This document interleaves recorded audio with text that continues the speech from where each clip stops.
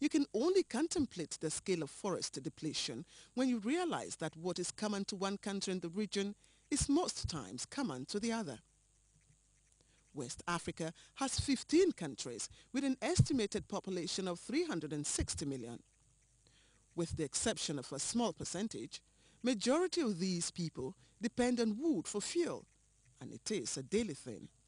In Nigeria, with a current estimated population of 167 million, about 70% of the rural, semi-urban and urban populations rely on firewood as a primary cooking fuel.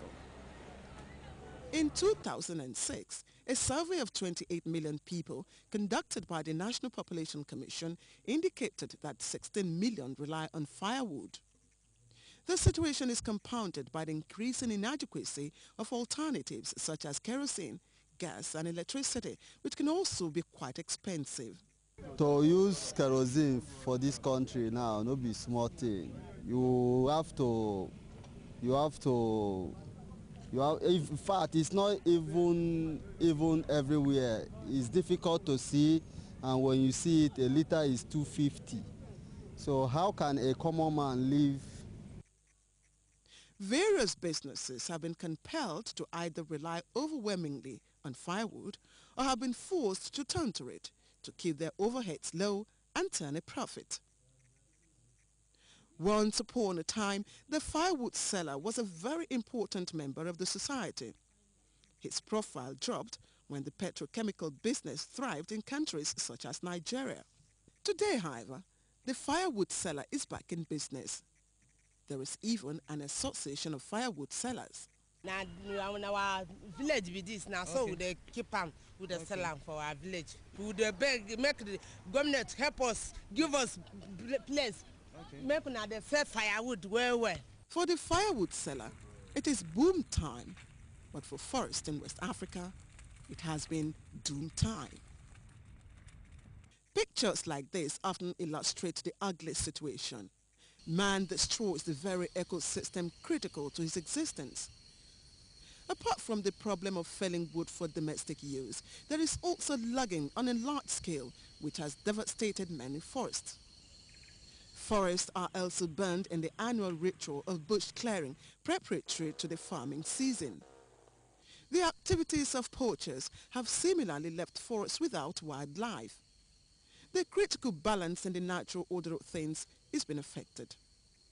Overall, negative environment practices and indiscriminate forest denudation have had manifest consequences for the West African community. The domestic peace in many countries has been shattered because grazing reserves are disappearing. Farmers and cattle rearers all over the region have therefore become perennial enemies in the battle for the land. This is leading to loss of lives and has become a serious threat to the internal security in many countries. There is also the increased incidence of soil erosion as the soil is losing its protection while basic water basins have been exposed to pollution. Deforestation has since been identified as one of the major causes of desertification.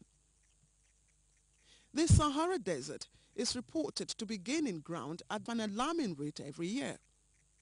Estimates from individual countries report increasing areas affected by or prone to desertification owing to the combination of man-made change and climate change. 35% of the land area of Ghana is now prone to desertification, with the upper east region and the eastern part of the northern region facing the greatest hazards. Indeed, a recent assessment indicates that the land area prone to desertification in the country has almost doubled during recent times. Desertification is said to be creeping at an estimated 20,000 hectares per year, with the attendant destruction of farmlands and livelihoods in the country. The pressure has been mounting over the decades in spite of efforts to adopt forestry policies and programs and implement various reforestation initiatives by West African states. Countries such as Niger, you know of course that Niger has a large part of its area that is in the Sahara area, desert. Just a small part is wet, with some forest cover. That forest cover is degrading, and that country needed that forest cover because it was so little to begin with. You also know that with agriculture, cotton cultivation, cocoa, coffee, all these things in southern Burkina Faso, northern Benin, Cote d'Ivoire, it has taken out a lot of forest cover. And we are finding ourselves now in a situation where progressively most of what we used to have next door, like timber, is now being imported from afar, meaning that it's going to be more and more expensive as we go. Unless present initiatives by countries find converts, the situation is only going to get more severe, with projections that the region's population could reach 400 million by 2020 and 500 million in 2030. Many of these people would rely on the forest for their needs: wood for construction, timber for multiple purposes, and firewood as well as non-wood forest products. Can the forest withstand the present and future onslaught? Nobody realistically thinks they can. The Economic Community of West African States realizes this and has since initiated the ECOWAS Forest Policy Framework as a regional strategy to address this growing problem. The overall objective of this initiative is to provide guidelines to sustain the flora and fauna in forests in the region and foster the restoration of degraded forests. We realize that each country has its own forest policy, rules and regulations. But as ECOWAS, we deal with the sub-region. And so we want a common policy, because when we have bushfire, for example, it does not respect boundary. And there are rivers, basins that cut across countries. ECOWAS is supposed to integrate the region.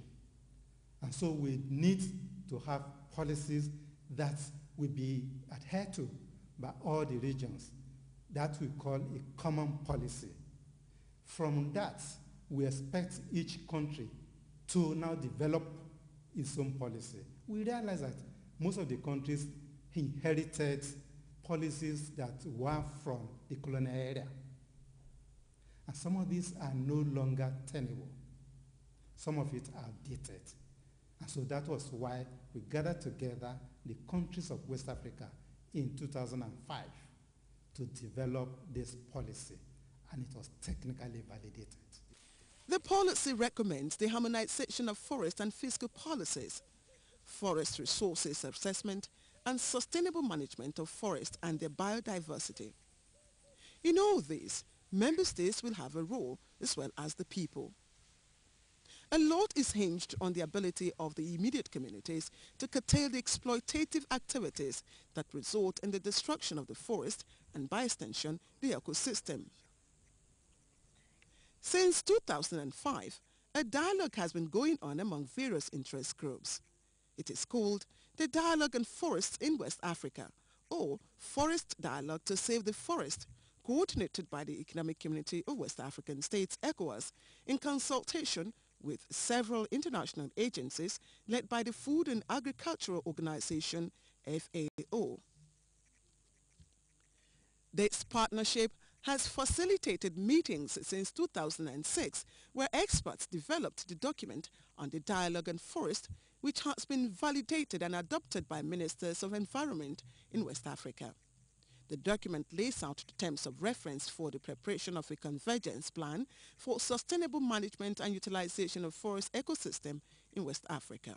This document, what we call the fundamental document of forest dialogue in West Africa, has been adopted in 2010 by the ministers in charge of forestry and wildlife of the ECOWAS member states in Cotonou. So after this adoption, the ministers give direction or directives to ECOWAS to develop a convergence plan for the sustainable management and utilization of forest ecosystem in the